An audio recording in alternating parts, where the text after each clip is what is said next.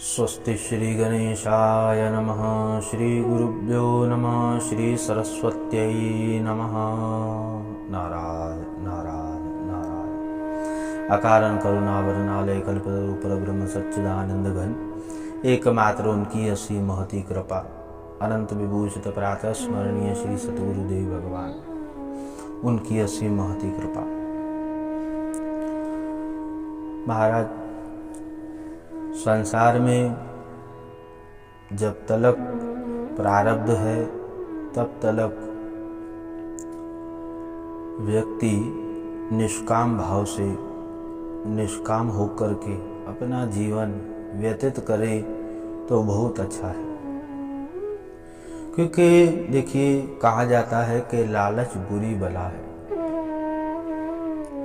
और उसी प्रकार से एक दृष्टांत आता है कि 3 मित्र थे आपस में।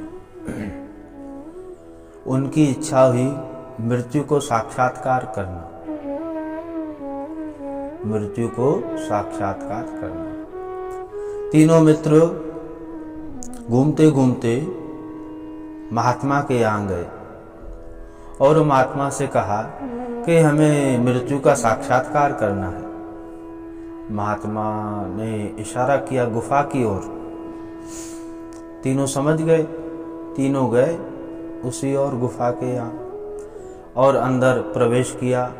महाराज, वहां तो कुछ नहीं था, परंतु एक मित्र की दृष्टि गई, वहां पर सोना था, सुवर्ण। उन्हें जैसे ही दृष्टि गई, अपने मित्र को कहा कि यहाँ तो कुछ नहीं है, परंतु यहाँ सोना है, यहाँ पर सुवर्ण है।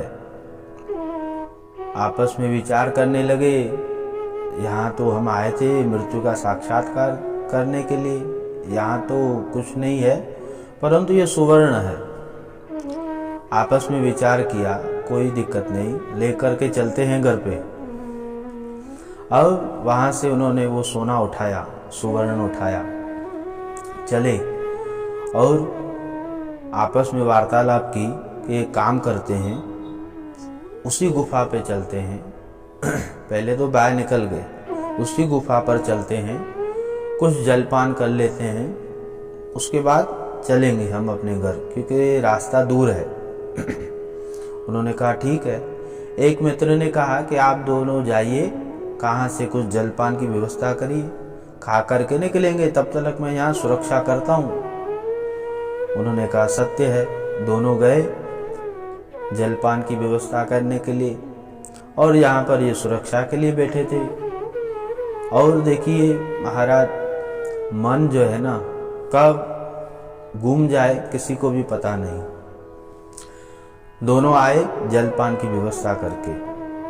अब महाराज, जैसे ही गुफा में प्रवेश इन्होंने किया दोनों ने, वो जो तीसरा था इनका मित्र, जो सुरक्षा के लिए बैठा था, उसने महाराज तलवार निकाली, एक का गर्दन काट लिया, दूसरे मित्र का भी गर्दन काट लिया।